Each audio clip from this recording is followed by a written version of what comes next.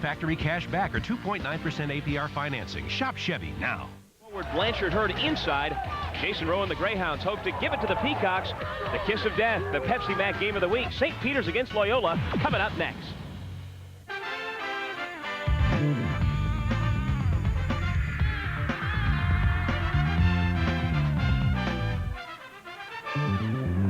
From Reitz Arena in Baltimore, Maryland, it's our Pepsi Mac game of the week. The St. Peter's Peacocks with a record of 10-11 against the Loyola Greyhounds with a record of 9-12. And welcome everybody to Baltimore. Doug Sherman along with Glenn Consor. Glad you could join us.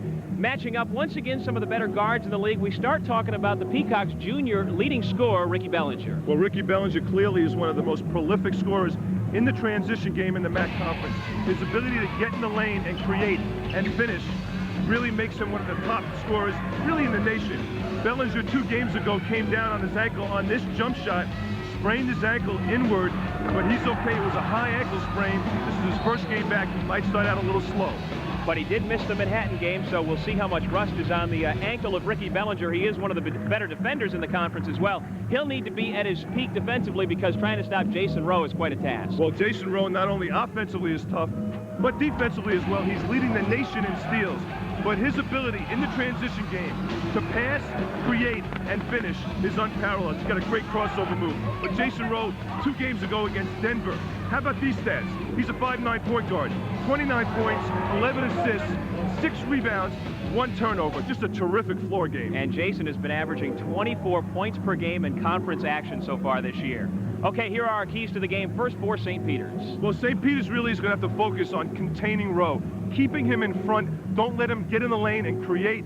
But more importantly, St. Peter's is going to need to get some productivity from Big Jake Holmes and Kamal McQueen, especially if Bellinger is hampered. From Loyola's standpoint, they're going to have to get back. St. Peter's one of the top teams in the league in the transition game. Match up outside and also apply some changing zone defenses, some 2-3, some 3-2, some different looks. Those keys to the game brought to us by Citizens Communications. We'll take a break, and when we come back, we'll have the starting lineups and the opening tip-off of today's game between St. Peter's and Loyola. It's the MAC basketball game of the week, and it's coming up next. Get ready to... Are you ready for a real psychic reading? Then don't be fooled by all those phony psychic hotlines you see on TV. There is only one American Association of Professional Psychics.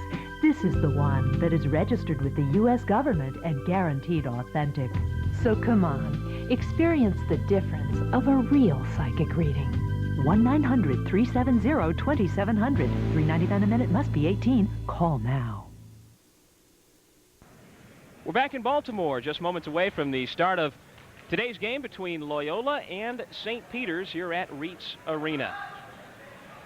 Here's a look at our starting lineups brought to you by GMAC. We begin with the Peacocks, and Ricky Bellinger is in the starting lineup despite the ankle sprain, and we'll see how close to 100% he is in the backcourt with Khalif Allen. Underneath, Jake Holmes and Kamal McQueen, and Keith Sellers kind of a swingman in the starting lineup for St. Peter's.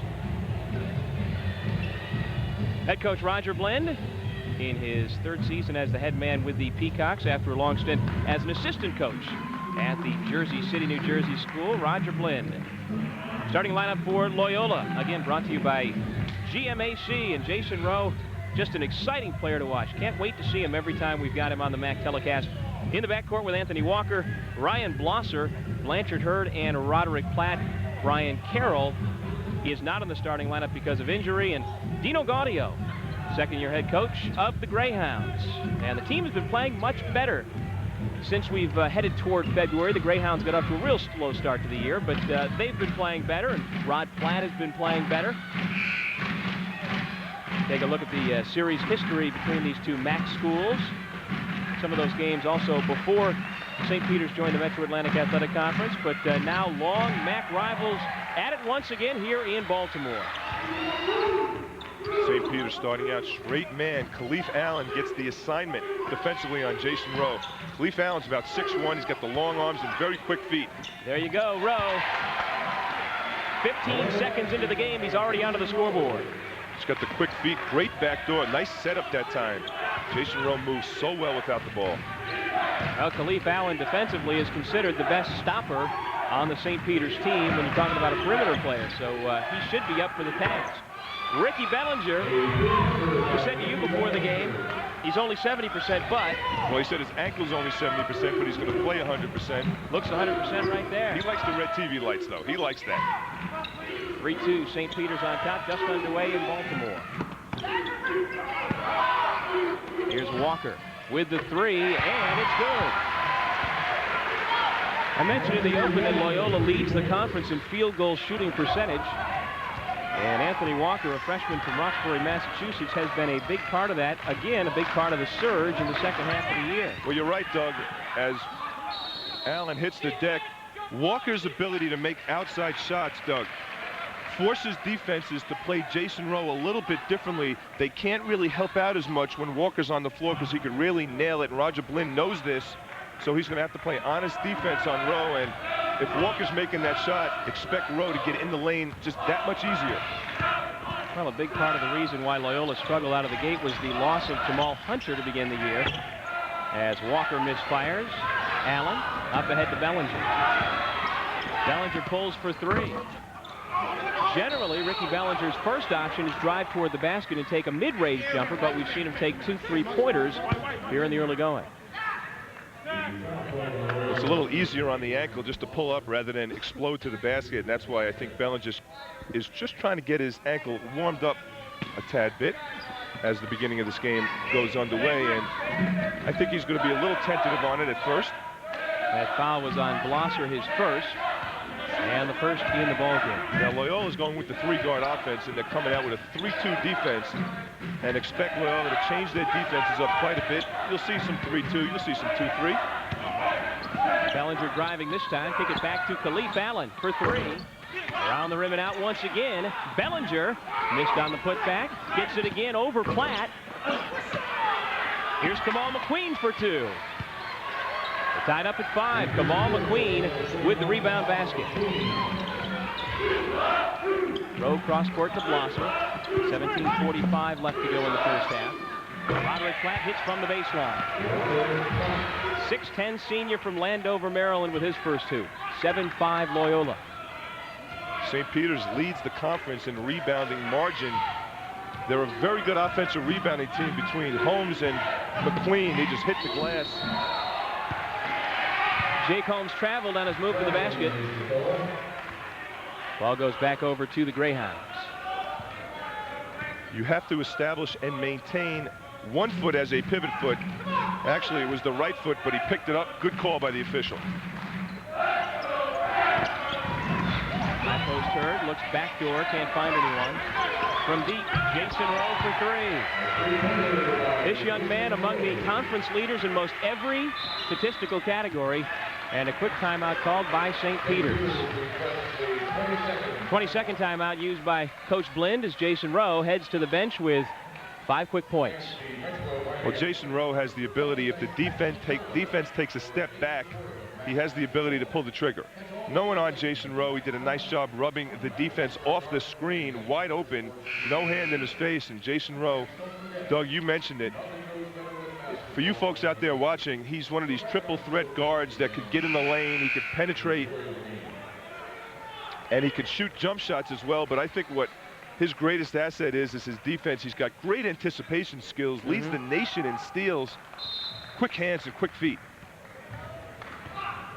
Not unlike a guy who plays his college basketball less than an hour from here over at Maryland. Steve Francis, very comparable with a lot of their physical skills at the point. They're 1-2 in the country in steals. Both great leapers as well. Nice backdoor look, and Allen lays it in. Nice job by St. Pete's. Little ball fake. Against the zone, a lot of kids don't realize how valuable the ball fake is against the zone. A ball fake will move the defense, and then you can hit guys underneath. Rowe doesn't get the roll. St. Peter's back the other way. Damian Spencer is into the game. His pass goes to Bellinger. 16:20 left to go in the first half. Loyola leads by 3. Once again, St. Peter's playing without one of its 2 leading scorers as the Greyhounds get it back again on a turnover. Walker lays it in. Another assist for Rowe, and Walker has himself 5 points. I like Anthony Walker. I think he's a terrific shooter. He poses a completely new threat offensively for Loyola. His playing time has increased. He hit a huge 3 against Denver that opened the game up. A pleasant surprise. And you know what? That's a sign of good coaching, when you could really go through the year and you find the guys that emerge into a starting line, especially as a freshman. Time out on the floor. We'll take a break from Reitz Arena in Baltimore. Loyola leads by 5 on the MAC Television Network. Want to get it? Comcast Sportsnet is your ticket to the sold-out 1999 Flyers Wives Fight for Lives Carnival. Catch your favorite Flyers and Phantoms as they take part in this annual event that has brought hope to thousands in the Delaware Valley. Tonight at 8 on Comcast Sportsnet. College basketball on Comcast Sportsnet. Totally Philly, totally sports. This game is brought to you in part by Marine Midland Bank for all your financial needs. By the Pepsi-Cola Company. GMAC, the GM College Grad Program, and your local Pontiac dealers. Citizens Communications, the official telecommunications company of the MAC. Bob Stores, great buys on brands you wear. The New York Lottery Games, hey, you never know. Chase Manhattan Bank, the right relationship is everything. And by Mazda, get in, be moved. This week's Did You Know feature brought to you by Citizens Communications, the official telecommunications company of the MAC. And did you know that Loyola forward Brian Carroll's father, Joseph Walker Carroll, played in the NFL for the Raiders and the Green Bay Packers? Unfortunately, we're not seeing Brian Carroll right now. The sophomore forward from Pittsburgh, he is sitting out with another recurrence of a stress fracture in his foot, Glenn. Yeah, he's day-to-day, and he's really been playing with a stress fracture all season, and it does get inflamed and it bothers him, so they decided to make the decision, keep him out, keep him healthy for the tournament. Antoine Orr misses, heard the rebound. Well, Carroll missed the first 8 games as a freshman last year with a stress fracture as well. Ball out of bounds off of Spencer. It'll be Loyola basketball. Great pass that time by Rowe. And we have seen Rod Platt's hands through the years really improve, and last few games he's been struggling catching the basketball, and a lot of times you see sometimes the kids have problems not with their hands but with their eyes. And I think quite often you sometimes have to have the player's eyes checked, because quite often it's not the hands. Loyola ball on the baseline.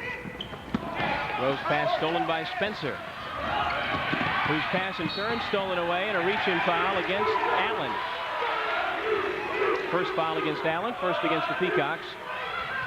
A little bit of sloppy passing on that sequence. Not a good pass by Rowe. He didn't throw it up high enough. And that's not a good pass either, because it really led him into the defense, and you want to make sure wherever you throw a lead pass, you have to know where the defense is and ball fake a little bit and make sure that the offensive player who catches it is not going to be in trouble when he comes down. Clifford Strong is into the game for Loyola, 6'7" freshman forward from Brooklyn. Rowe pulls it out. He'll start the offense once again with 11 seconds on the shot clock. Loyola likes to run an offense using the high post. Blanchard Hurd, to me, is one of the most underrated players. B.C. Blanchard missed a little chippy, but I think he's one of the most underrated players in the MAC conference. Got a great feel for the low post game and where the defense is on his back. He leads the league in field goal shooting percentage, although, like you mentioned, he missed that close one.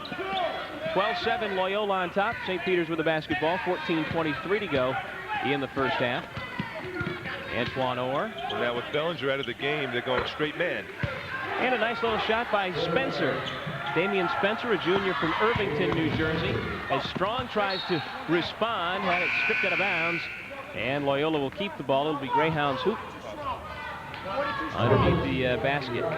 McQueen goes out, and Rodney Rogers is checked in for St. Peter's.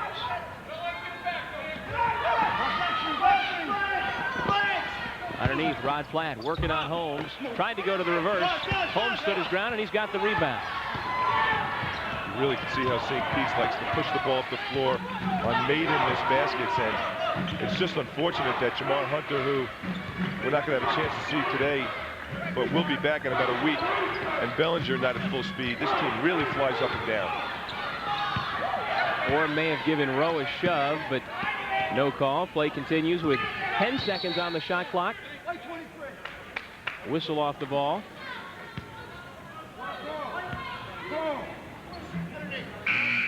Foul against Anthony Walker of Loyola.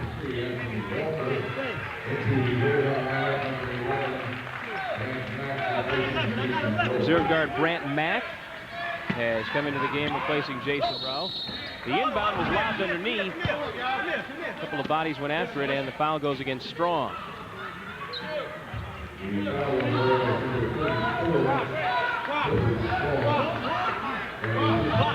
That's Strong's first and the third against the Greyhounds. 6.5 minutes into the game from Reitz Arena in Baltimore. St. Peter's down 3 with the ball. Orr, nice move into the corner. Spencer misfires. Strong the rebound.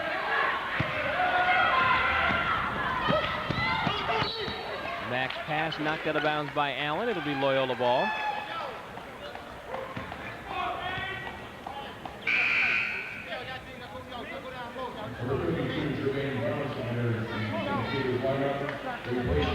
Jake Holmes goes out. Rodney Rogers now in the game. Nice low post player. Transfer from Drexel, number 14 for St. Peter's. He's focusing his defensive efforts now. Low post on Blanchard Hurd.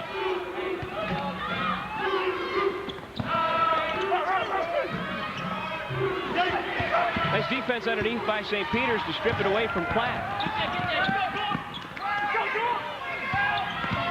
Spencer into the paint. Little spin move, rings off. Platt up to Mack.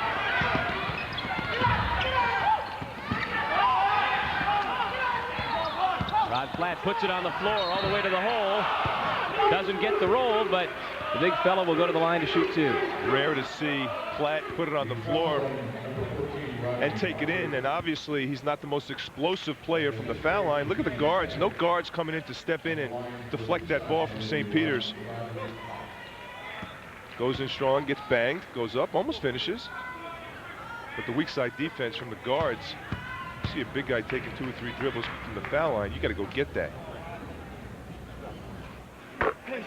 Before the game tonight, Rod Platt was presented with a trophy commemorating the fact that he was a member of the MAC All-Star team that toured Japan this summer. Big Rod, 6'10", 262 pounds, senior from Landover, Maryland. 4th in the league in rebounding. Wave off the free throw. Had a lane violation. Platt goes out, and Apostolos Lisieux comes in for Loyola. Both coaches using the benches quite a bit in the early going. 13-9 Loyola with the lead.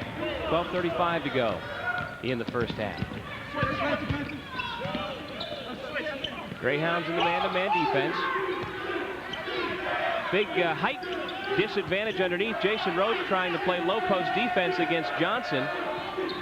They don't find him. Instead, Rogers with a nice spin move down from his guard position to block the shot. Mack. Great defensive play by Mack. How about Mack coming from the weak side? Watch this. From the weak side. This is a guard right here. Terrific job. Nice rotation by Mack. That's how you rotate. The weak side, you got to help all the time. Alert play. Jason Rowe from 23 feet, nothing but net. 8 points for Rowe. So you can't let him catch, square, and look. If he does, gets his rhythm going, it's automatic. Well, Dino Gaudio this year has had Rowe play at the 2-guard spot as well, and with all his offensive weapons, Glenn, there may be times where he is best suited to be a 2-guard. Mack called for the reach in. If a Brant Mack can play point offensively, it can be a nice change of pace so Rowe can attack the defense from the wing. Yeah, but I think Rowe is much more efficient when he has the ball in his hands in the transition game and rebounding. Now, St. Peter's is actually leading the conference in rebounding defense. They're a strong team that hits the glass, and normally a 3-guard offense, but the guards on St. Peter's team, Jamar Hunter, who is not playing this game, Bellinger, and Khalif Allen are all excellent rebounding guards. Get to the glass quick.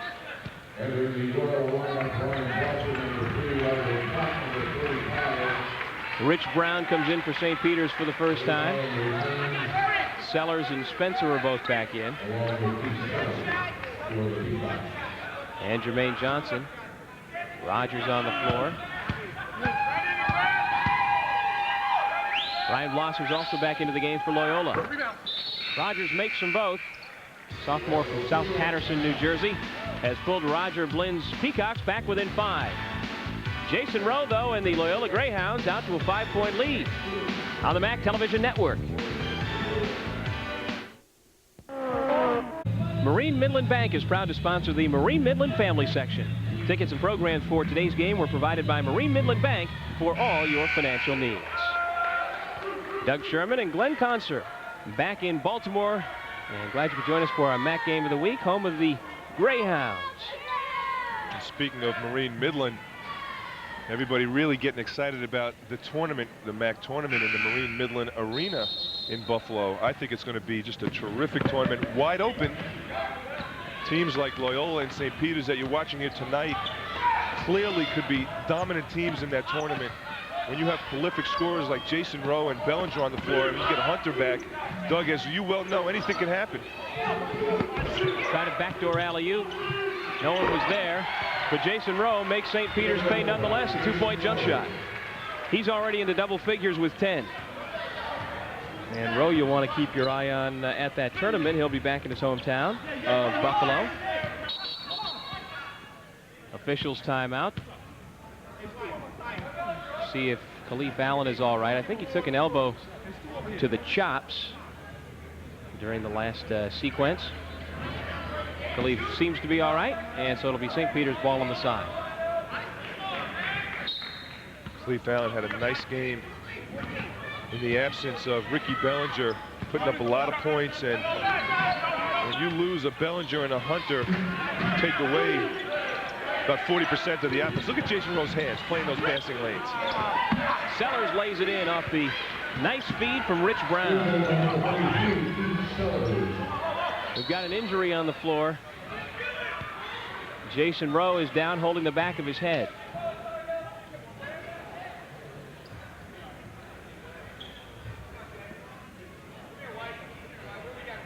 Head coach Dino Gaudio is calling the rest of his team.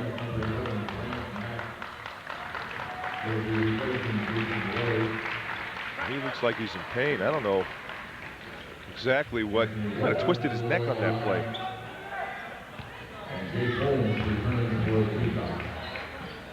Shaken up, obviously, and in pain.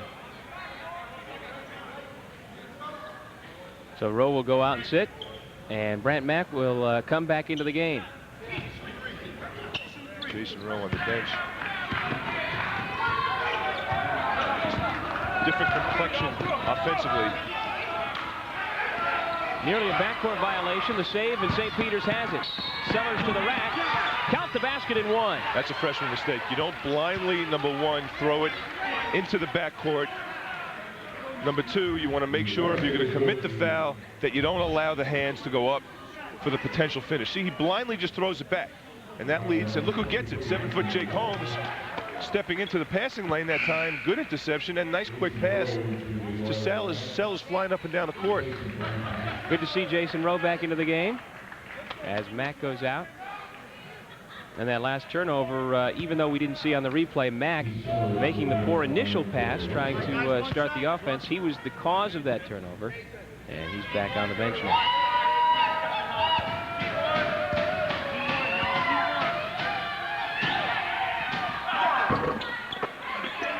Missed the first free throw.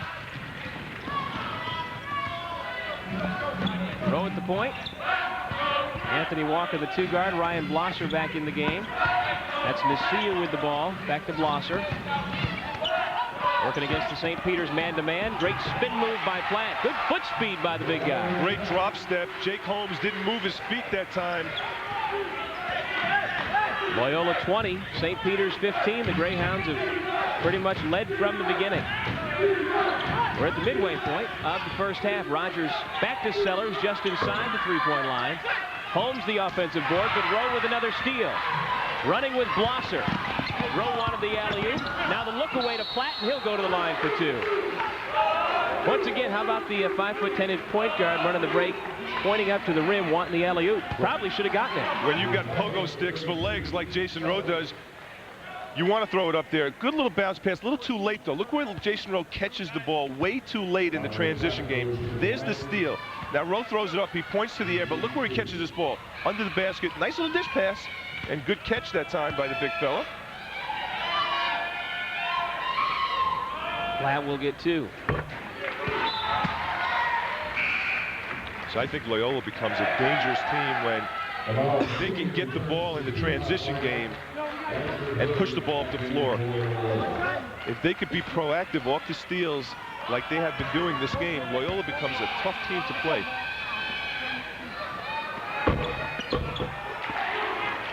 Platt makes them both. He's got 7. Dino Gaudio's Greyhounds leading by 7 here on their home floor. Switching their defense now, a little 2-3 zone.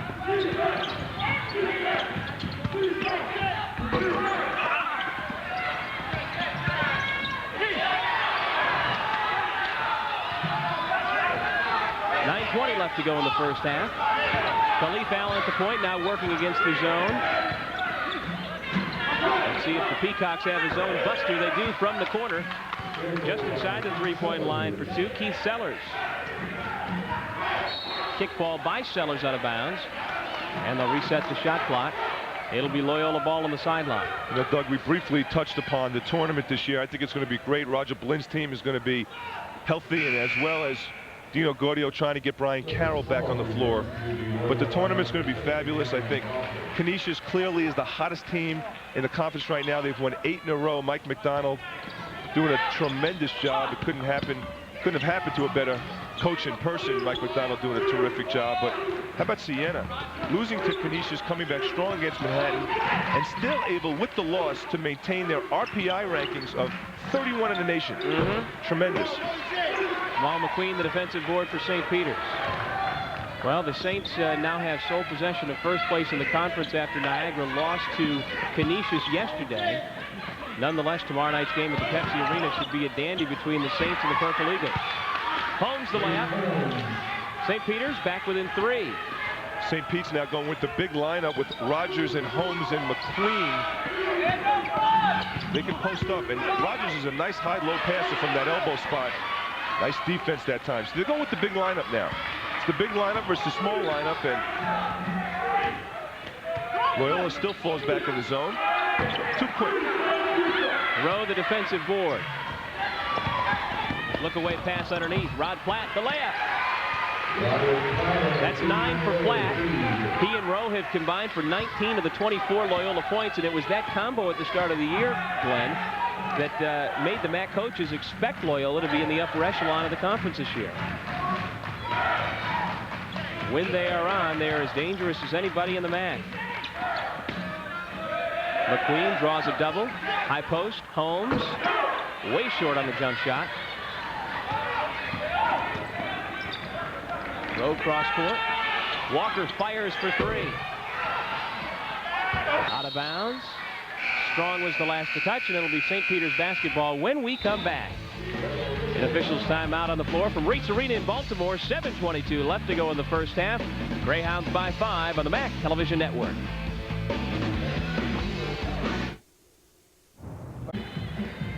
This week's Chase Mack Player of the Week is Ricky Bellinger, the junior guard for St. Peter's. He averaged 23 points, 6 rebounds, and over 3 assists per game. Ricky Bellinger, the Chase Mack Player of the Week, brought to you by Chase Manhattan Bank. The right relationship is everything. For Loyola, Rod Platt is MAC Player of the Week back in December. Jason Rowe, meanwhile, surprisingly has not won MAC Player of the Week at all this year.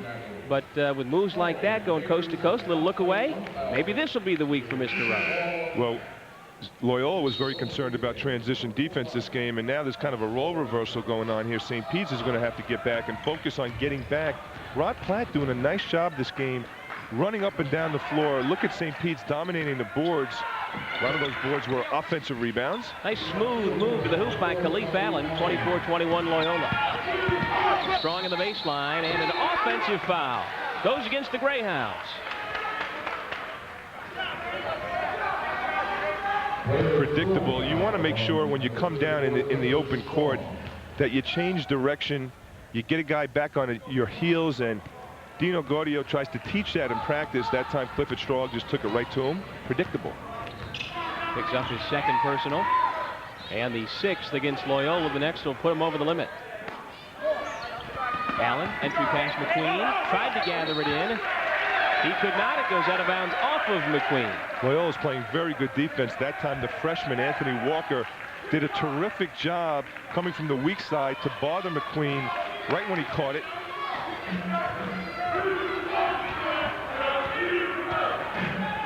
Jason Roll already has 3 steals. Well, he came in averaging 3.5, tops in the nation. Here's Rowe, little runner. What can't he do? Looked like Avery Johnson on that play. Well, the obviously, NBA, just little runner. Yeah, at the start of that move, he anticipated passing off. No one was open. Everything was bottled up, so he just threw it up and from 16 feet. And if you've ever played the game, that is a very difficult shot off of 1 foot. That's a dozen points for Rowe. 6:09 to go in the first half, 26-21. Although that's how they used to shoot him back in the 50s. As I've seen in the old film.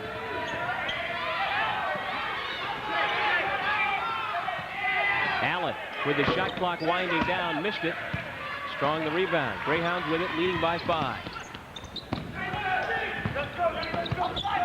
Anthony Walker's pass inside off the hands of Platt. Turn it back over to the Peacocks. Ryan Blosser back.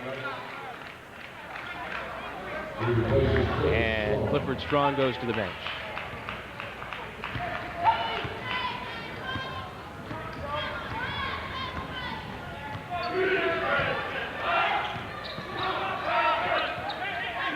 Keith Sellers.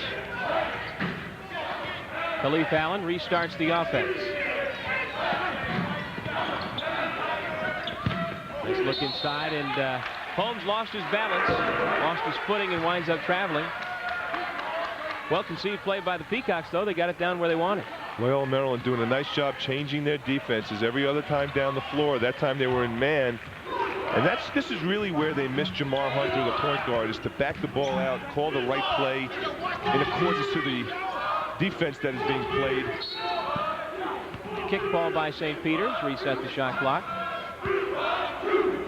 There you see Jamar Hunter, the 6'1" senior point guard for St. Peter's. He has been out since suffering a knee injury January 30th against Niagara. He suffered a lateral meniscus tear, but fortunately he didn't need surgery, just therapy he's been going under, and he could be back this Wednesday against Iona. Terrific shot that time. Nice turnaround, good balance by Platt. And you're right, Doug, with Jamar Hunter back in there. When he first came down on that knee, they thought it was an ACL. Fortunately for him, it was the ligament that can be healed quickly, and he's going to be back out there. They desperately need him, and it's also unfortunate we're not really seeing Bellinger get that many minutes here tonight. He hit the early 3, and since then he's been pretty quiet and on the bench for the most part, but St. Peter's hanging around nonetheless. The layup by McQueen pulls the Peacocks back within 5. Here's Blanchard Hurd. Nice move. Count the basket, and McQueen gets called for the personal. So that's what I like about Blanchard Hurd. He's got a great feel for the defense. And that time McQueen, who's about 280, was behind him and just didn't let him move, but he's still able to get the shot up. Look, he doesn't let him move anywhere. He doesn't go anywhere. He stops him, just goes up straight, strong, off the glass, nice and soft. He's got a great feel. Look, no ball fake, goes up strong, gets up quick. McQueen held his ground, didn't matter. Hurd coming off a double-double in the last game against Marist. Missed the free throw. He has only 2 points. It's been a relatively quiet first half for Hurd. Loyola by 7. 4:16 to go in the first half from Reitz Arena in Baltimore, Maryland. Allen steps back for 3. Nice rebound by Rogers. He was fouled and he'll go to the line. See, these are the little things, the prices that you pay for playing zone. Loyola's playing a very soft zone, and they're forcing St. Pete's, especially with Bellinger out of the game. They're giving these shots up. But what you do is you give up spots in the front line, and you're not boxing out. The guards got to come in and rotate on those corner shots and box out and get a body on the big fellas. Rogers will try and complete the three-point play.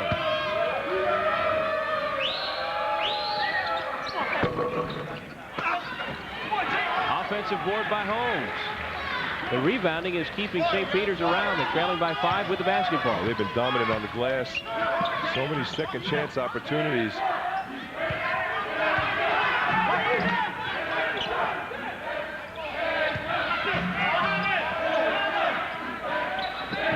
Seconds on the shot clock. Holmes finds the cutting Allen. He drops it off, and Rogers fouled again by Jason Rowe.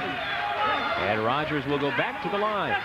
Khalif Allen did a terrific job of flashing to the ball. Nice pass by Jake Holmes. Watch. But look at the flash inside and the dish. Good ball movement. Creates openings against the zone, and that's exactly what St. Peter's is doing right now. They're punching it inside, whipping that ball around the perimeter. Nice and quick and firm. That was the second foul on Jason Rowe.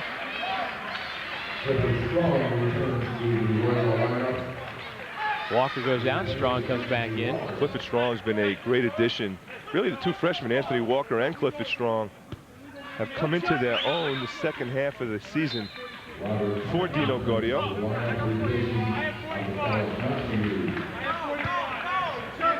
Apostolos to see you back out. Platt back in. Rogers is 2 out of 4 from the line so far tonight. He's missed his last 3, but Holmes again comes up for the offensive board. See, those are the types of things that gives coaches ulcers when you have the inside position on a foul shot and you let the offense sneak in and get it. Working the baseline. Spencer misses. Hurd the rebound. Jason Rowe, quick pass up ahead. Gloucester. Dino Gaudio just popped in 2 tums. Strong the offensive board, and the foul against Rogers. Strong's first points of the night, and Loyola back on top by 7. Roger Blinn now concerned about his defensive rebounding, and we talked about St. Peter's leading the MAC in defensive rebounding. That time, Strong quick to the glass, and Dino Gaudio talking to Blanchard Hurd right there about defensive rebounding as well, saying you got to get in there and get those. That was the second foul on Rogers, and the 5th against St. Peter's. Strong completed the three-point play. We've got a timeout from Reitz Arena in Baltimore. Our score, Loyola 33, St. Peter's 25. We'll be back with more MAC basketball after this. Fans, don't miss any MAC tournament action this year as the 1999 Marine Midland MAC tournament returns to the Marine Midland Arena in Buffalo. For ticket information, call the Marine Midland Arena at 716-855-4444. Doug Sherman and Glenn Consor are back in Baltimore, where the Greyhounds lead it by 8. And this young man's going to be ready for the tournament, Jason Rowe, and I'm sure there's going to be a host of teams preparing for his ability to get in the lane and score. Look at Loyola shooting at a high percentage, but St. Peter's shooting 41%, but they've been dominant on the backboards, and I think that's been the storyline for this game. 18-10 with 10 of those 18 offensive rebounds. Without those, the Peacocks would be down by much more than the 8 points they are. Blanchard Hurd the rebound. It's obvious Bellinger's ankle was bothering him, or you would see him on the floor. Rowe hit hard as he goes to the basket. Came down kind of hard, but he's all right. And Rowe will go to the line for 2. We briefly talked about that game he played in Denver. Overtime victory against Denver.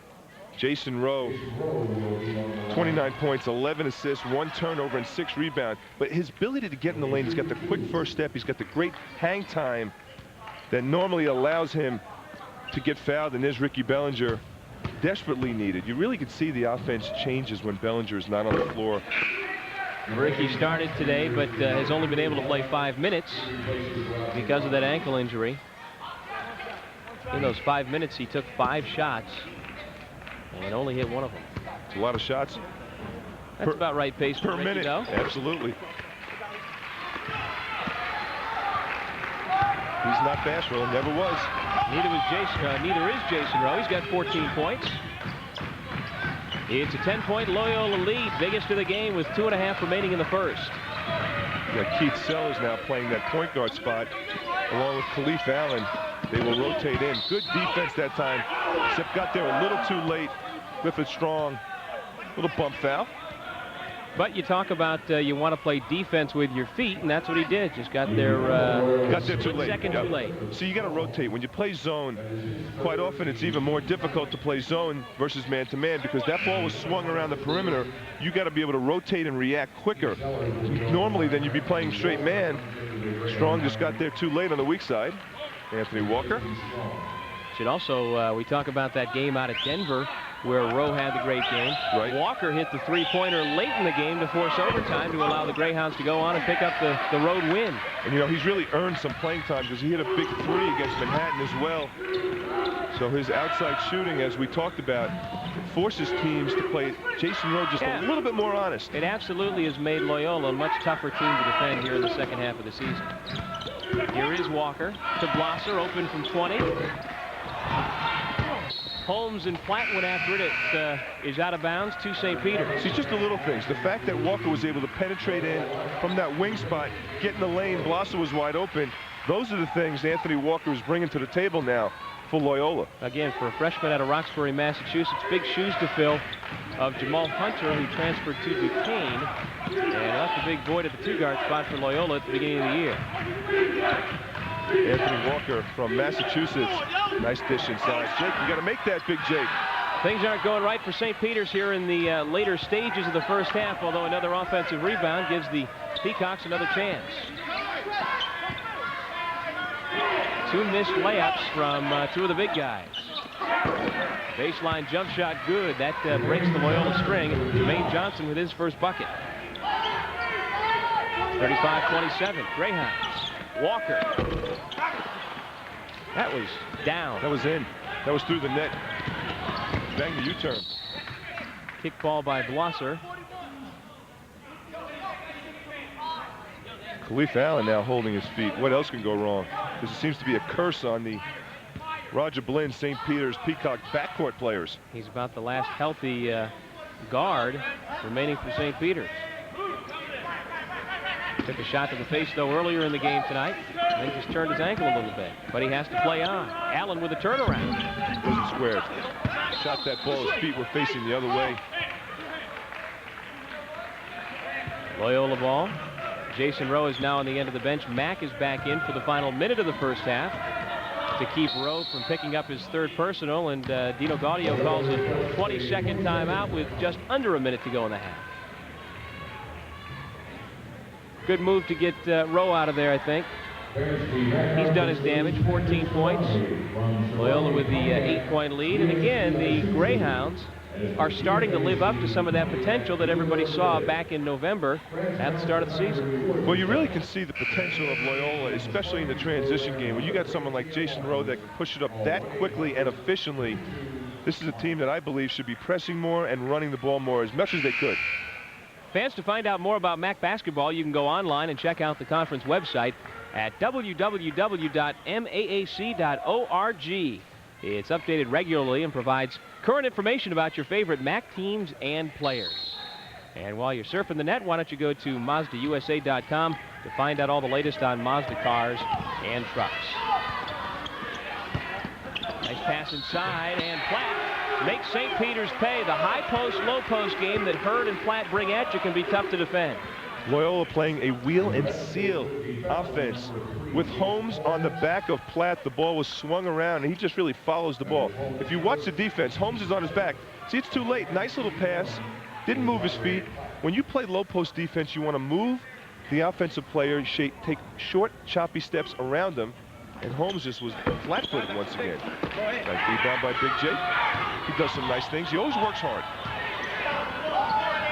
Just over 40 seconds left to go in the half. 10-point game. Loyola on top.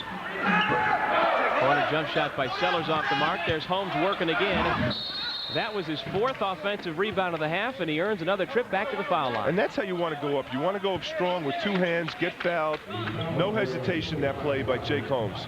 How about Jake Holmes' family watching in Toledo? Absolutely. From this. Little pump fake, gets him up in the air, nice. Puts it on the floor quick, and he goes up strong. 2 shots, he gathers himself here, which is what I like.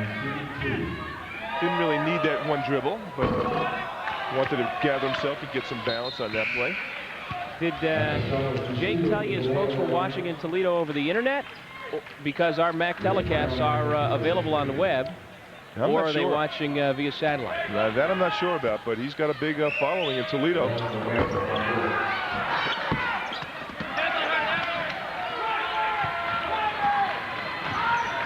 For those of you who would be interested in watching our broadcast on the internet, it's www.broadcast.com.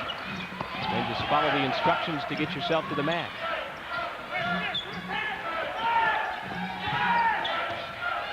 Under 10 seconds left in the first half.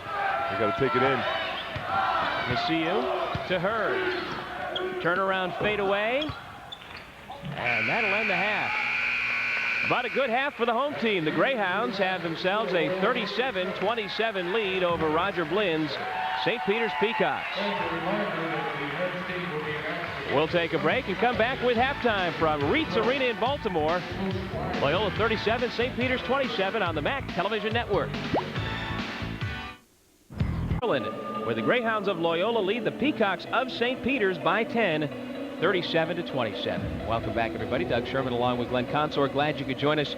And we talked about Jason Rowe at the top. We talked about him at the beginning, the middle, the end of that first half. And as expected, he's the difference. 14 points, and he's played a very good floor game all the way around. Well, he seems to be doing it all already, not only on the offensive end, but specifically defensively, just causing a lot of problems on defense. Already has 4 steals, and we talked about how he leads the nation in steals, but he's doing a terrific job extending the defense. You got to play him honest, so it extends the defense. Once the defense pops out, he's able to penetrate, but I think he's most efficient in the transition game. He's got great court vision. In fairness, though, St. Peter's, again, not at 100% in the backcourt. Their 2 best guards, Jamar Hunter and Ricky Bellinger. Hunter not playing at all, and Bellinger only able to play 5 minutes in that first half. Yeah, I think it really changed the complexion of St. Peter's offense. Loyola's sitting in the zone, and with Bellinger on the floor, they really have to play a little tighter zone, and now they're playing a softer zone, really forcing St. Pete's to beat it from the outside, and what that's doing is it's allowing St. Peter's really to hit the offensive glass, and quite frankly, that's how they're staying in this game, offensive rebounds. Roger Blinn is going to need to come up with a different strategy to attack the basket in the second half, because it looks like Bellinger's not going to be a part of that offense. Yeah, I still think that they really need to look to try to get the ball into Jake Holmes and Kamal McQueen on the blocks. It's going to be important to do that, but good ball movement and spacing is going to be the key against that zone for St. Pete's. McQueen is very efficient when he gets the ball in the low post. See if they can get it to him more in the second half. We'll take a break once again, and when we come back, we'll take a look at the out-of-town scores from around the MAC, and we'll also take a look at the standings. We'll be back with more MAC basketball after this. How you doing? Where the Loyola Greyhounds are leading on their home floor, 37-27 over St. Peter's. And as we come back, we talked about Jason Rowe and the way he has played, but it always takes more of a team effort, and that's what we've seen so far from the Greyhounds basically in the last month of the season. Everybody's getting involved. Well, there's a few players, a couple of freshmen on Loyola that really has changed the complexion of this team. Anthony Walker doing a great job. His ability to score from the wing position has opened up Jason Rowe's game, and of course Clifford Strong hitting the offensive boards also has helped out the big fella Platt in the middle. Absolutely. Okay, let's check the out-of-town scores from around the Metro Atlantic Athletic Conference, brought to you by Mazda. And Iona with a 4-point loss at home to Marist. You see Siena coming up yesterday with that win at Manhattan College to put themselves back in first place, sole possession of first place in the MAC, because Niagara has dropped back after losing to the red-hot Golden Griffins of Canisius. And don't forget about Ryder. They beat Fairfield yesterday, and the Bronx have the majority of the final month of the regular season back at home, and the Bronx expected to do a lot this year, and they're going to be very dangerous come tournament time. Yeah, as well as Fairfield. I think Fairfield's the type of team, especially with those rebounders in Boucard and, of course, Darren Phillip. They're a very strong team to contend with come tournament time. Okay, 10 teams in the league. They're all jockeying for position into the MAC tournament. So we take a look at the standings, the all-important standings as we head towards middle February. They're brought to us by Citizens Communications. And you see the Saints, the first team to get to 10 victories, and then the logjam right behind Canisius, Niagara, Iona, and St. Peter's, all with very solid records. Everybody else still jockeying to stay out of that bottom 4. Well, Loyola's playing good basketball right now, as well as Ryder's starting to play a little bit better. And don't forget Manhattan College. They were the team last year in the out bracket that knocked Ryder off to advance, so anything can happen. It's going to be a fabulous tournament, wide open. And don't forget, 2 years ago, 1997, the first time the tournament was in Buffalo, it was Fairfield, well below 500, coming up, winning the tournament and going on to the NCAAs and almost pulling off an upset in the NCAA tournament. Well, that's why you really got to be prepared to play those lower echelon teams, especially in the MAC conference this year. There's so much parity, but teams like Siena, Niagara, and of course Canisius, who have won 8 straight, is bringing a lot of excitement to the tournament. At the top of the league, even if you don't win the tournament and make it into the NCAA, there's a good chance a team like Siena already has qualified probably for an NIT with 19 wins if they don't make it into the NCAA, and a couple of the other teams are in that same kind of hunt. Well, I think so. If you think about Siena's chance to make the at-large bid, if they by chance get bumped, think about this for a second. They're 19-3.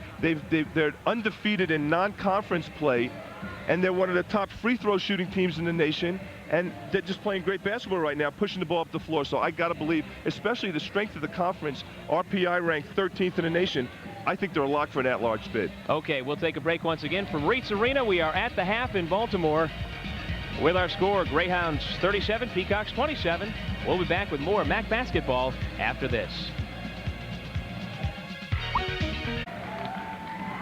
Look at some of the fans here at Reitz Arena in Baltimore watching their hometown Greyhounds enjoy a 10-point halftime lead as the ball players have come back out onto the court. We're still a couple of minutes away from the start of the second half of our Pepsi MAC basketball game of the week. And St. Peter's once again having trouble in the backcourt because of injuries, but as we take a look at our first half highlights, they are not completely void of talent in that backcourt. Khalif Allen is capable of putting up big numbers. Well, he is. With Bellinger out of the game, Khalif Allen becomes option A in the way of scoring for St. Pete's, and they're looking for him not only slashing to the basket, but also shooting jump shots. Rogers doing a nice job, and that's part of those 10 offensive rebounds that St. Pete's got. But look at Rowe involved in every play. Anthony Walker running the floor, but look who dishing the ball was Rowe. Rowe extends the defense by making some outside shots. And, of course, his ability to see players in the open floor. Great catch that time by the big fella running up and down. And Big Rod Platt has 13 points so far at the half, and Jason Rowe has 14 points. And when we come back, we will take a look at all of the halftime statistics, and we'll have the start of the second half. Rowe and the Greyhounds leading by 10 at the intermission. We'll be back with more MAC basketball after this. Back in Baltimore at the half of our Pepsi MAC game of the week, Loyola 37, St. Peter's 27. As we take a look at our first half statistics. And as true to form, we expected Loyola to shoot for a good percentage, and indeed they have. The stats brought to you by Citizens Communications, and you see Loyola shooting 56% from the floor. They are tops in the conference in that category. The one problem they've had is on the boards. St. Peter's out rebounding Loyola 25-14, including 13 offensive boards to only 1 for Loyola. So the Greyhounds will need to pick that up, but St. Peter's will need a little bit more offense as they begin the second half. Dino Gaudio's Greyhounds leading Roger Blynn's Peacocks by 10. And in terms of personal fouls, Rodney Rogers has committed 3 fouls for St. Peter's. Clifford Strong, the only Loyola player with 3 fouls, as we are underway here in the second half. And Ricky Bellinger is back on the floor to start the second half. Allen the steal for St. Peter's. St. Peter's came out strong, man-to-man. And one of the things they're going to need to focus on is taking care of the basketball from a defensive standpoint, really focusing their efforts on turning Jason Rowe. Don't let him look.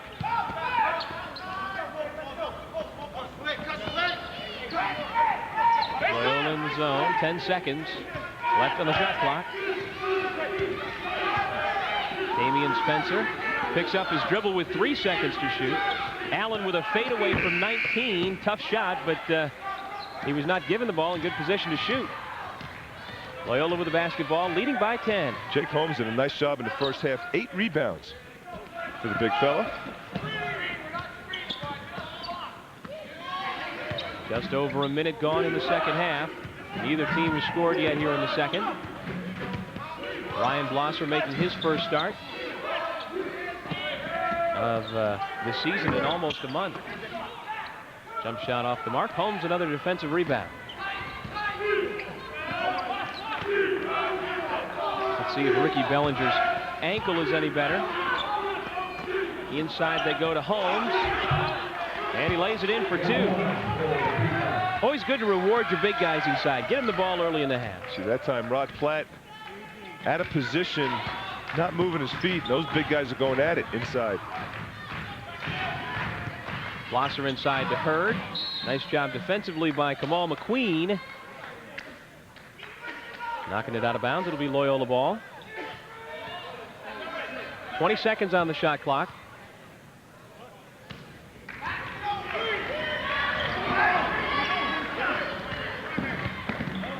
Platt the turnaround of the baseline. Nice spacing that time. See, Walker is so dangerous. When he got the ball in the wing, the player guarding him that time couldn't help out because Walker's such a good outside shooter, so that left the spacing nice for Big Rod Platt to operate. I think maybe part of it as well is that Ricky Bellinger was that defensive player and his mobility is almost none. He's able to hit the jump shot, though. Well, you know he wasn't going to lose that even with a bum ankle. He's got a little limp, too. He's running with a limp. Backdoor to Blosser. Instead of taking the shot, tried to find Platt underneath. It was kicked out of bounds. Reset the shot clock. St. Peter's still on defense. Loyola the inbound. Jason Rowe, quick trigger, hits the 3. 17 points for Rowe. Preseason first team All-MAC performer. Last year on the first team All-Star roster. Pass inside, knocked out of bounds by Hurd. It'll be St. Peter's ball.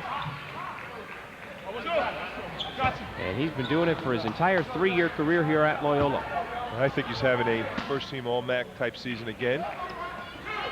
You think about some of the great performers this year in the MAC. Alvin Young comes to mind. Darren Phillip comes to mind as well. Jermaine Clark, the freshman. Don't forget Kevin Worley, Canisius, Jamie Cameron starting to play terrific basketball for Mike McDonald right now. Yeah, the way the Griffs are playing, even though statistically each of their 4 or 5 top players are pretty even, somebody's got to make that first team, you think. Tip in by St. Peter's. Well, I think Kevin Worley is a very underrated player in this league. Leads the nation in 3-point field goal percentage shooting. Nice dish that time by Platt. Hey, the big guys are really passing the ball today. Hurd's got 4 points. 44-33, Loyola by 11. St. Peter's with the ball. Early stages of the second half. Bellinger on the baseline. Jump pass back out. Allen for 3. Air ball long. Blanchard Hurd running the break. Walker open for 3. There's the stroke we've been talking about. Anthony Walker. He's got 8 points. He plays with a lot of confidence and moxie for a freshman.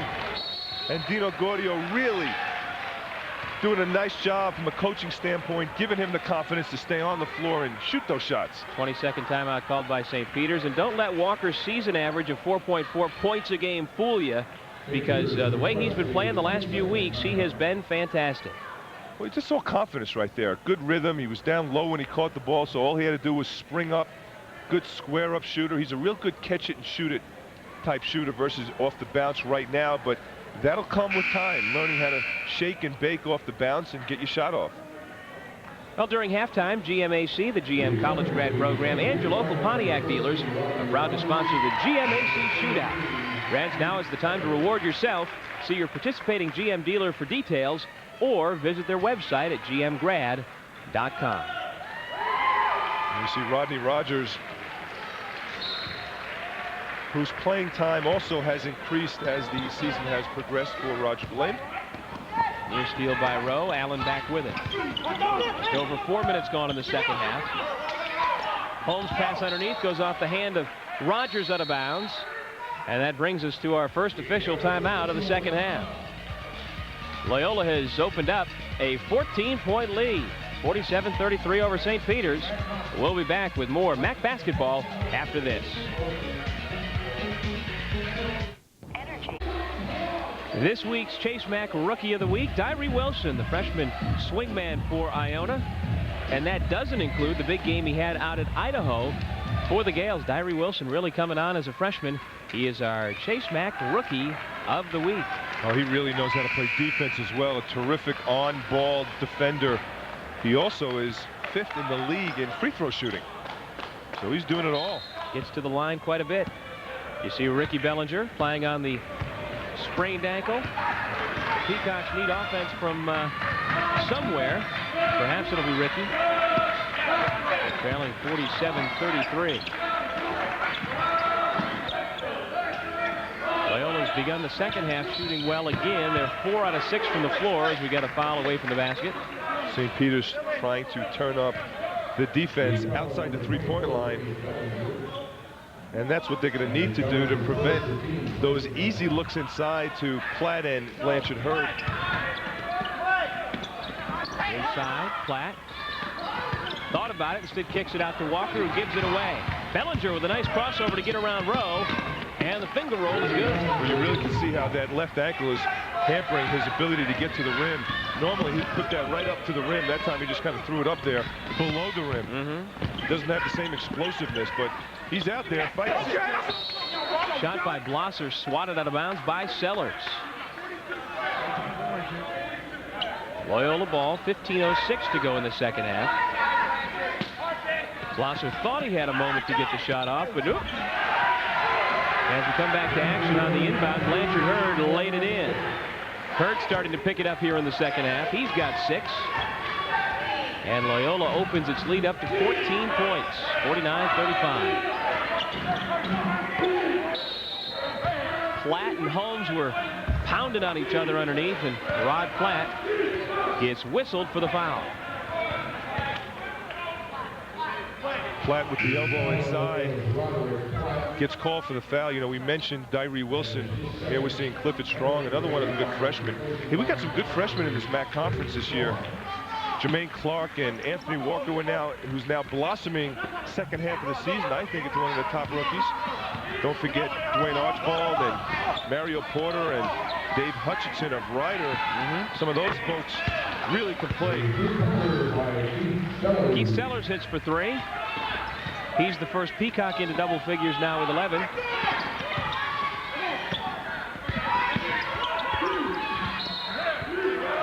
Out of bounds, stayed out at this end for Loyola. Nice job by Bellinger. Collapsing on Rod Platt. He's a warrior. Not too many things are going to hold him out from playing hard. Rowe from 22 feet. Ball bounced around, and St. Peter's has it. Boy, that bounced off like 3 heads. The only thing missing there was the flipper. Bellinger tried the spin move. Talk about a fighter. Able to get the shot up and in. Strong hacked on his way to the basket. Count it, and 1. So I think Clifford Strong is emerging into one of the finer small forwards in this league because he's very versatile. He runs the floor well. He hits the offensive glass. His offensive skills are improving with time, and Clifford Strong, Rod Platt, and Jason Rowe and Blanchard Hurd, those guys have been the most consistent players for Loyola all season. Freshman out of Brooklyn has 6 points. 6 minutes gone here in the second half. 52-40 Loyola. Dino Gordio already signed Ron Palmer out of Miramar, Florida, 6'9", to come in and do some rebounding in the absence of Rod Platt next year. Offensive rebound, or offensive foul rather, against Strong. That's a freshman mistake. You want to be under control And you don't want to just lean just to draw contact. You want to make a move to force the defense to react. So he just blows his way in. Predictable right here. Good job by Holmes. Two guys got set here. Both Holmes.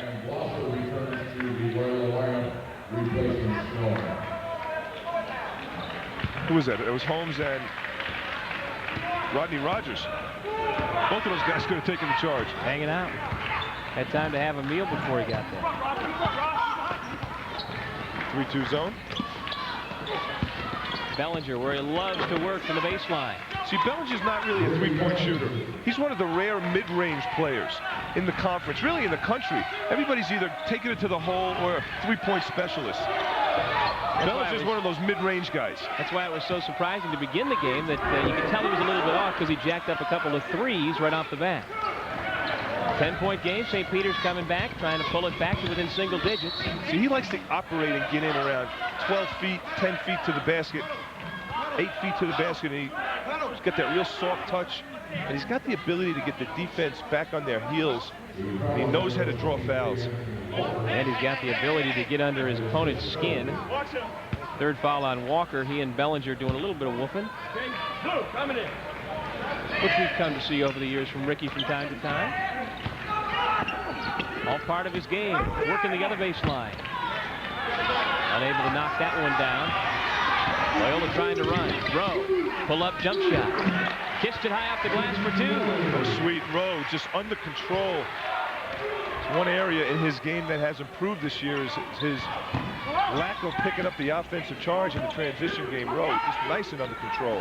Nice job by Holmes to kick it back out, but Allen can't connect. Interesting thing about Ricky Bellinger, Doug, if you talk to him outside the court, it's quiet, very kind of reserved. Then when he gets on the floor, he's kind of like Jekyll and Hyde. He just turns into a warrior. Nice pass. Jake Holmes is doing a nice job of kicking the ball out, and as you can see, Platt gets the inside position. Ball's knocked out of bounds. Foul on Holmes is second, and the third against St. Peter's here in the second half. And watching Ricky Bellinger fight through the pain here and the way he usually fights in a game, you can see him being a middleweight boxer. Walker knocks down a three right in front of Bellinger. Back and forth they go. Could you see that, Bellinger being a middleweight boxer? I could see it. I could also see Walker kind of being a Ricky Bellinger type player in the future, except he's got more range than Ricky does.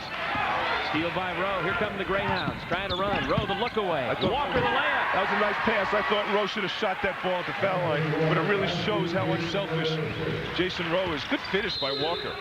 And a nice job by Rowe to get Walker involved. The freshman now is up to 13 points. Rowe himself has 19. And the Greyhounds are up by 17, 59-42, with a timeout on the floor. We'll take a break from Reitz Arena in Baltimore. 11:51 left to go in the second half. Jason Rowe and the Greyhounds on top on the MAC Television Network.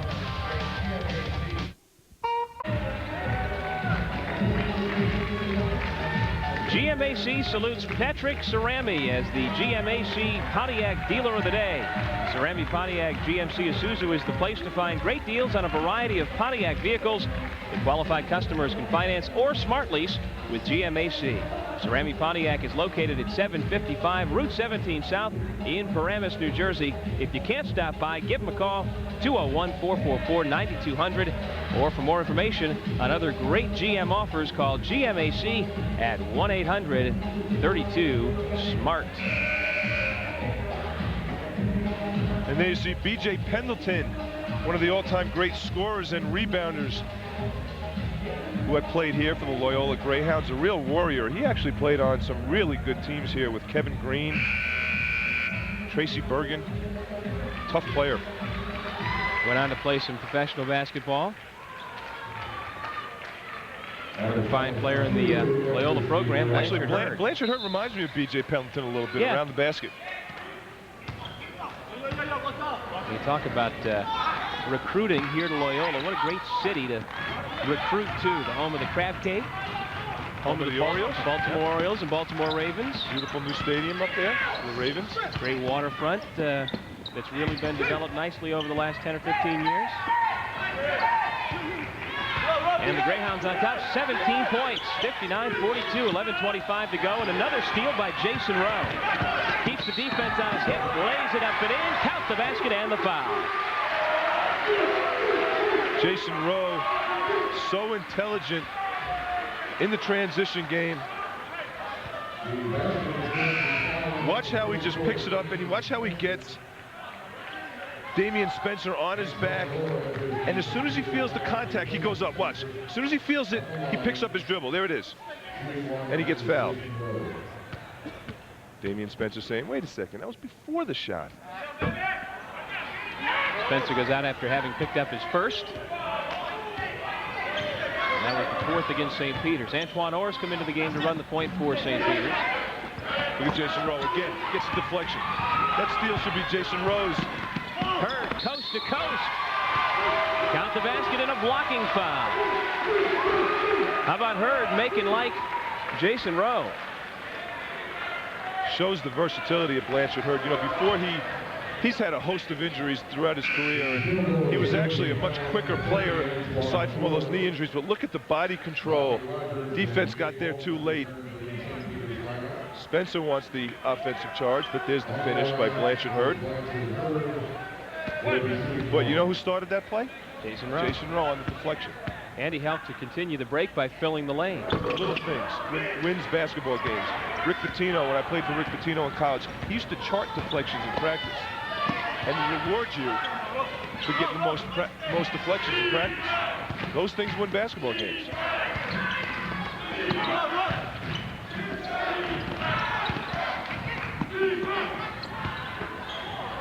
15 seconds on the shot clock. Orr open for three. Rowe the defensive board, trying to press it up again. Blosser the pull-up. Rod Platt offensive board, taken away though by Bellinger. St. Peter's running 3-on-3. Leaner by Bellinger around the rim and out. And it'll be Loyola basketball. The Greyhounds on an 11-0 run get the ball back. You really can see how Bellinger does not have the explosiveness in his step. He's doing a nice job trying to draw foul slow. Hurd should have taken it himself. Blosser spots up. He hits. That's 14 in a row for Loyola, and they have opened up a 24-point lead. So I'd get a timeout if I was Roger Glenn right now. Momentum clearly in Loyola's favor, and right now the defense is confusing St. Pete's. St. Pete's not getting any transition baskets either off their defense. Rogers breaks the string, knocking down the three for the Peacocks.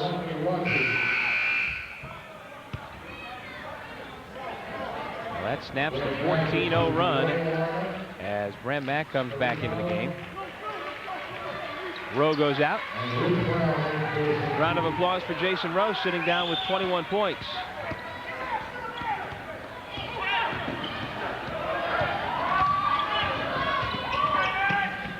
Naciu underneath the Platt. Back out Naciu. Platt double teamed by Allen, who gets whistled for the reach-in foul. Khalif Allen commits the personal.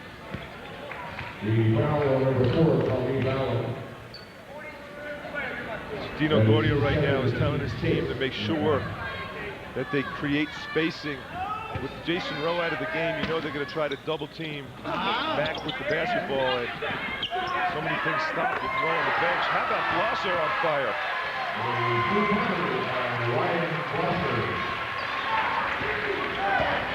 This Loyola team is playing with a lot of enthusiasm this game. And they've created a lot of their offense here in the second half off of their defense. Well, they've won 3 out of the last 4. The Marist loss here, I think, really put a bump in the road in the way of momentum, which direction they were going. But this game, they can reestablish themselves towards the tournament. Mack, a nice look to Platt. Fouled hard, he'll go to the line. Jake Holmes commits the personal.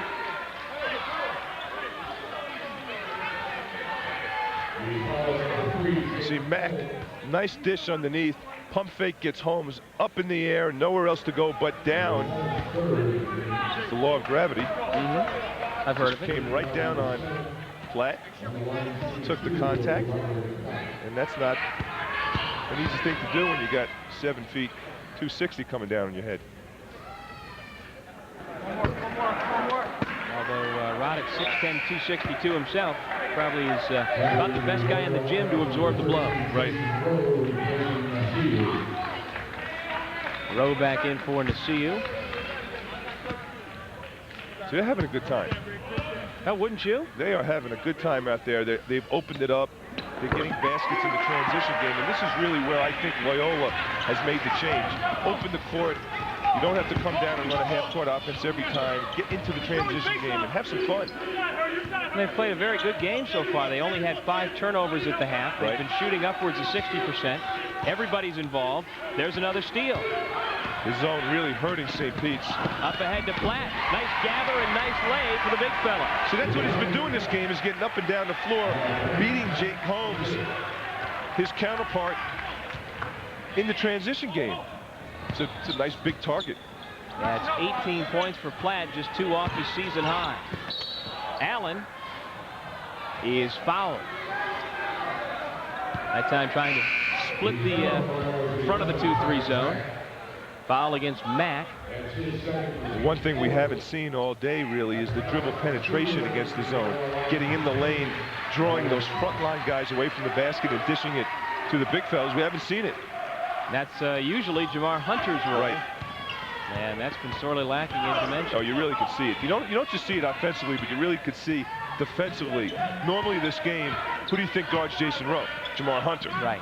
He's all over him. And if he can't go, then Bellinger would, but Bellinger can't keep up with him because of the ankle. There's another steal by Rowe. Here comes Rowe. Let's see if he can get enough space. Instead drops it back to Mack. His shot blocked. Blosser fouled by Holmes. He'll go to the line. See, they're having fun. They're pushing it up the floor, and they're doing everything off their defense. They're creating possessions and opportunities with their defense. Wow. Another steal by Jason Rowe. A nice dish. Draws the defense. Mack, nice little pump fake. How about the block by Khalif Allen? And Blosser just gets bumped from behind.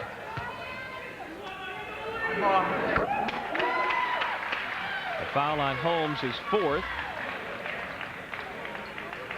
He will stay in the game with the Peacocks trailing 73-47. 7:49 to go in the second. Nice second half for Ryan Blosser, sophomore from Waynesboro, Virginia, who started earlier in the year and got the start today with Brian Carroll being out with a stress fracture.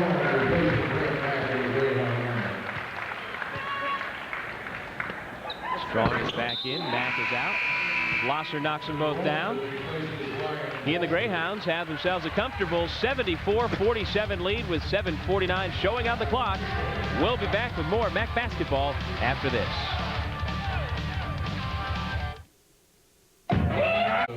Here's a look at the Citizens Communications long-distance shooter update, and Jermaine Clark, the freshman for Fairfield, has had himself a relatively comfortable lead for most of the season. 10 up on Scott Knapp and Kevin Worley. Alvin Young and Greg Burston also in the hunt, but looks like it's a race for second place. Jason Rowe, also one of the top 3-point shooters in the conference. Citizens Communications, the official telecommunications company of the MAC, once again the proud sponsor of the MAC Long Distance Shooter of the Year Award.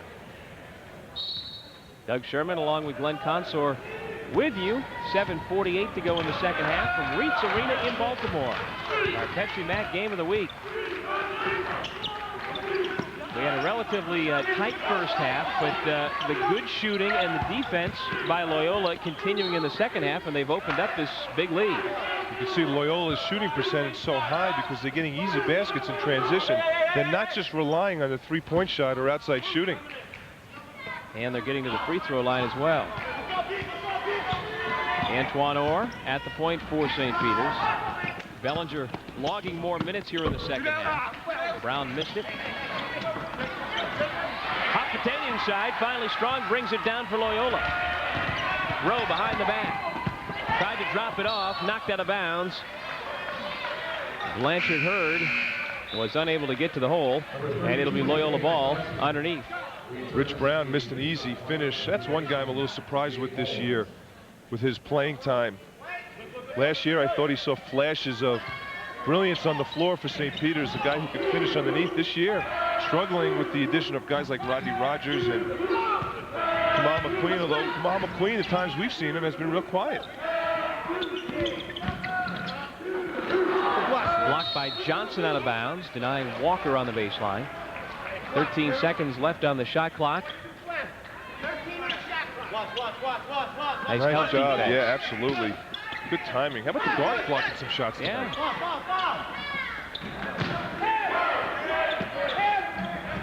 Rowe guarded closely by Orr, gets away. Got a little bit of space, couldn't knock down the shot. Strong, though, working the weak side. Out of bounds off of Hurd, St. Peter's ball. So even though Strong couldn't finish the play, did a nice job of just attacking the glass, and that's what he brings to the table.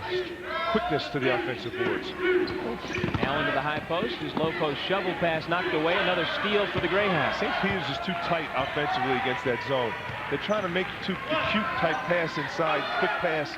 It's not working. They got to spread the floor, get some spacing, attack the gaps with the dribble. Right now, we're not seeing it. Right now on the stat sheet, St. Peter's has only been called for 15 turnovers, but it seems like double that number.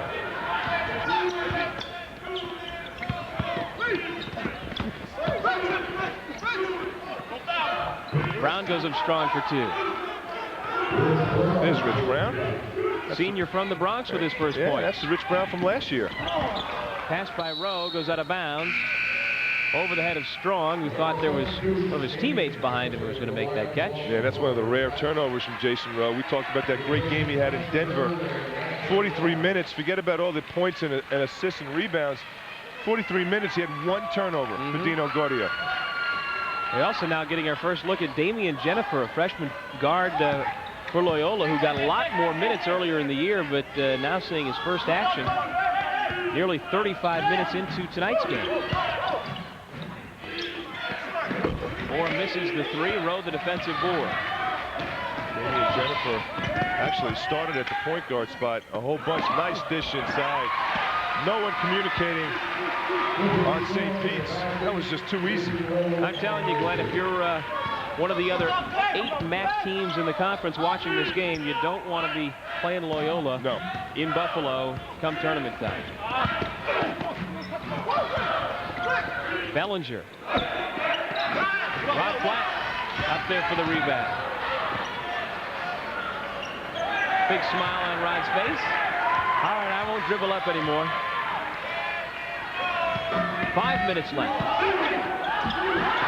Sweet move to the basket by Jennifer. He's got great quickness. He has started early this year at the point guard spot when Dino Gordio moved Jason Rowe to the 2. Bellinger hits the three-pointer. She's still limping back. Look at Ricky Bellinger. He's limping on that leg. Obviously, ankle still hurts him. In spite of that, but he's still out there. Yeah, he's got 14 points. 11 of them coming here in the second half, so he's toughing it out. And with the game out of hand, he's still out there working.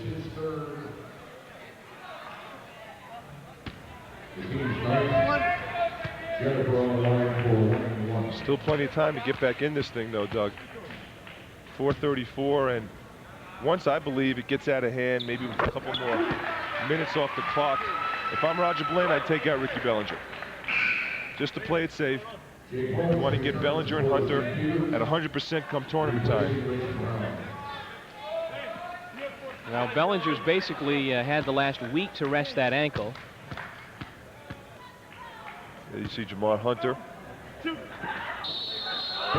Right, St. Peter's next game is Wednesday at Iona, Wednesday night. And then these same two teams will meet again a week from today in Jersey City.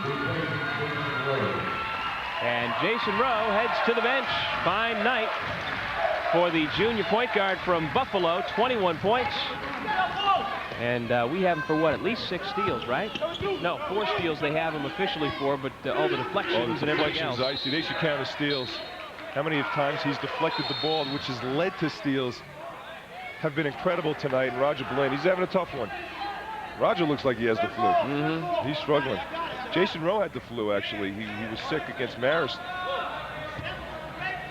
Well, indeed, it is flu season, and we should mention that both you and I are a little bit under the weather. We apologize if our voices aren't 100%. Slightly. I look at it this way. If Jordan could drop 50 with the flu, we could at least sit there and talk with the flu. What a game that was.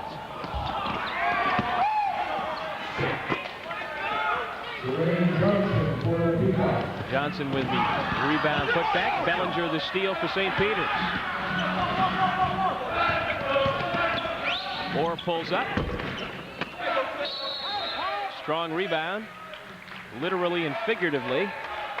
And a foul by Holmes. That's his 5th. And so Jake Holmes is fouled out of the game.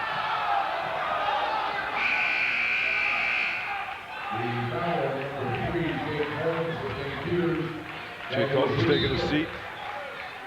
He's back on the floor now. He wants in.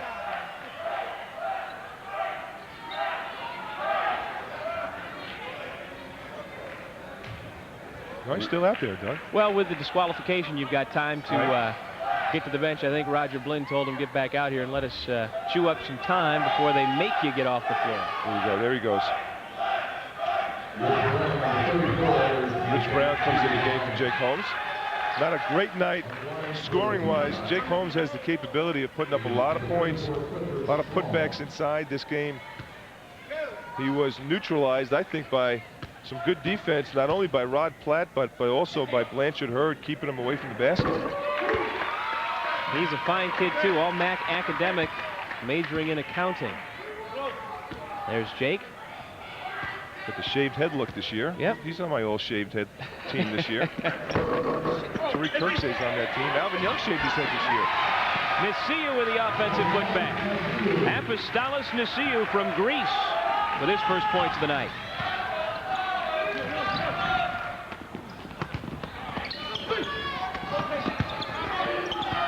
Everyone's getting into the act. Jerome Adams with the steal. Junior point guard from Owings, Maryland. It'll be Loyola ball on the sideline. Officials timeout on the floor from Reitz Arena here in Baltimore. 3:31 left on the clock, 82-54. We'll be back with more MAC basketball after this.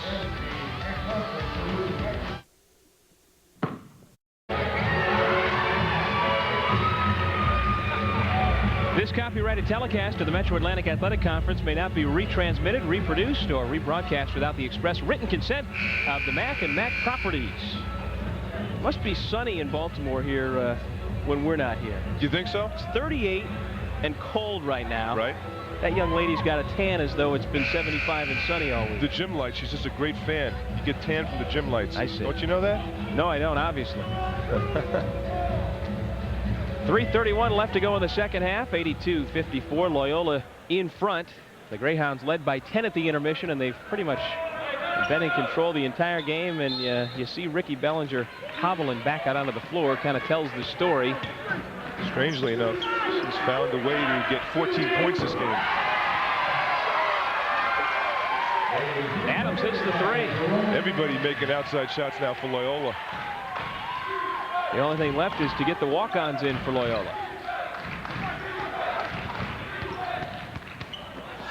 All the way to the hoop. Nobody picked him up, and so Khalif Allen lays it in with the left hand. He's got 11 points. And on cue, here come the walk-ons. See, now, if I'm Roger Blinn, I take Bellinger out of the game right now. There's no need to aggravate that ankle any more than it already has been this game. He gave his best. You want to savor him for the tournament. But this St. Peter's team with a healthy Bellinger and a healthy Jamar Hunter is going to be a completely different look come tournament time. A big round of applause for the walk-ons, Dan Amos and Billy Baffa.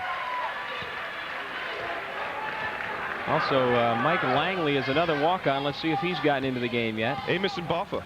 Amos and Baffa. Sounds like a law firm or a couple of hitmen?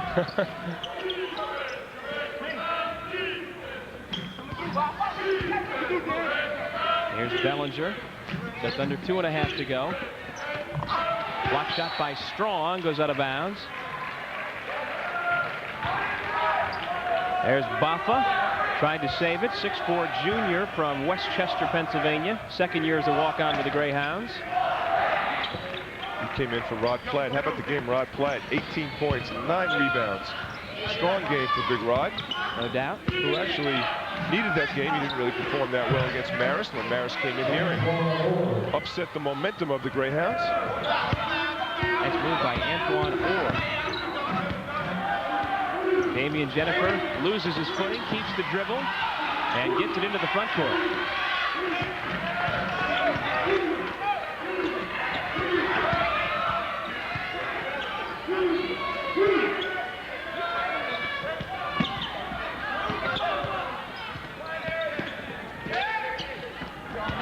3-point shooting in Loyola, terrific. St. Pete's really struggling, and you look at St. Pete's 4 for 17 from 3, Doug. You put a healthy Bellinger on the floor and Jamar Hunter, that's that. It's going to be changed. Well, you can only hope that all the Peacocks can get healthy once again. And a lot of injury problems early in the year through November and December. And there was about a 6-game stretch where everybody was healthy, but then Hunter and Bellinger hurt once again. And hopefully by tournament time, St. Peter's can get healthy and Roger Blynn's club can make a run for it. Really put a representative team on the floor of what they've got. Well, you saw how strong last week St. Pete's looked against Canisius, right now the hottest team in the league, battling for the ball. Roger Blynn wanted to push.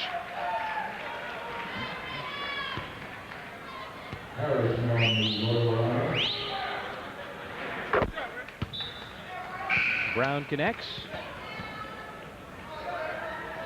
Sellers comes back in, and now Ricky Bellinger will go out, having scored 14 gutty points. Ricky Bellinger was the MAC player of the week last week. Now battling injuries, just how fragile things can be. It just really shows. Well, even in last week's game where he got hurt against Canisius, when he went out, he had 21 points.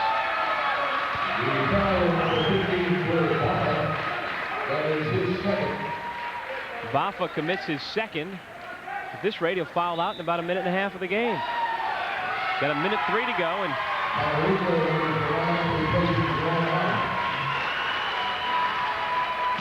one of the other walk-ons has come in, Tellerico. Tell you, when you watch this league, Doug, this MAC conference, phenomenal guards, I think. Guys like Jason Rowe, Ricky Bellinger, Alvin Young, Kevin Worley, Bobby Joe Hatton, Bo Larrigan, some terrific guards. Loyola with 4 walk-ons on the floor and Damian Jennifer. Jermaine Clark at Fairfield. And the list goes on and on. How strong in the backcourt this league has become. Greg Burston.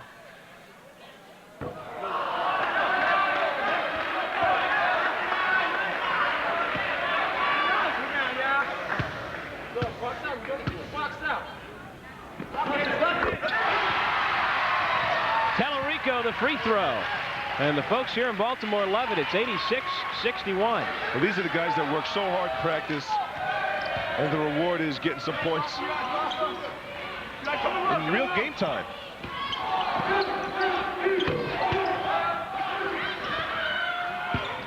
Even though you don't have walk-on status in high school, I was kind of the walk-on in high school. Really? Oh yeah, in the blowout time, that's when I get my best action. Sure. Really? Sure. I didn't know that. Sure. I thought you were the man. No. Oh man, I'm shocked. Buried. Wow. Buried on the bench. Is that right? Yeah. I was short then. I've grown a lot since. Time winding down. Terrific job by the Greyhounds. Really put it together. And they did it with defense, Doug. Just a ton of steals, ton of possessions, some easy baskets for Dino Gaudio and the Loyola Greyhounds. Really making a statement second half of the season. Don't look at our standings. We're a lot better than our record shows. The Greyhounds had a good first half, but a great second half. They opened up a 10-point halftime lead and go on to win 86-61. And spearheading the attack for the Greyhounds, junior point guard Jason Rowe. He's our Pepsi player of the game. 21 points to go along with 7 assists, 4 steals, and countless deflections. The young man from Buffalo, our Pepsi player of the game, Jason Rowe. Great job, excellent defense, and the defense really was the stimulant for Loyola's effective offense this game. We'll take a break, come back to Baltimore, and wrap things up as Loyola has won impressively 86-61 over St. Peter's on the MAC television network. Get ready to take. Here's a look at today's New York Lottery play of the game, the combo of Jason Rowe and Roderick Platt. It's our New York Lottery play of the game. At the end of the season, New York Lottery will present a $1,000 scholarship to the senior men's or women's MAC basketball player with the highest GPA for use in his or her graduate studies. And that combo was the difference here tonight as the Greyhounds beat the Peacocks 86-61. Along with Glenn Consor, this is Doug Sherman and Jason Rowe with a game-high 21 points, our Pepsi player of the game. And Rod Platt, the strong game as well, 18 points and 9 boards. I think he was the difference this game. Jason Rowe, a terrific job. Just really doing a nice job from the point guard spot, getting everybody involved. Platt's been quiet as of the last 5 games. I think he really blossomed this game, attacking the offensive boards and really running the floor. I think that was the difference. Yeah, that inside-outside combo is what most people expected the Greyhounds to come at you with at the start of the season. You know, I think Dino Gaudio was right on this game. He told me before the game the key against St. Peter's this game with Bellinger maybe at half speed is going to be their zone defense, and I think it caused a lot of turnovers, a lot of problems for St. Peter's, and of course transition defense. St. Peter's not really getting their transition game going because the Loyola folks were really focused on getting back, matching up nicely. Dino Gaudio also doing a nice job, really the second half of the season, finding the solution, adding Anthony Walker into the game, and of course Clifford Strong into the starting lineup. I think those guys have been the difference. Meanwhile, the good news for St. Peter's, if there is good news when you lose by 25 points, is that Bellinger can only get healthier, and Jamar Hunter may be back their next game on Wednesday against Iona. Yeah, they're expecting him back against Iona. I think it's going to take him maybe a game or 2, but come tournament time, do not count out St. Peter's. They're the most efficient team in the transition game. We didn't see it tonight, but with Hunter and Bellinger and Allen healthy, they're the most efficient guards in the league, I think. Absolutely, and Loyola comes up with a thorough victory, leading pretty much from beginning to end, and a great springboard as we head toward the end of February and toward tournament time. Well, I think this game really is just an example of just how tough the league is. Loyola now still on the bottom. It shows how powerful and how strong they can be. St. Peter's with a healthy squad, they're going to be tough as well. Okay, that'll do it from Baltimore. Loyola wins the ball game. For Glenn Consor, this is Doug Sherman saying, so long, everybody.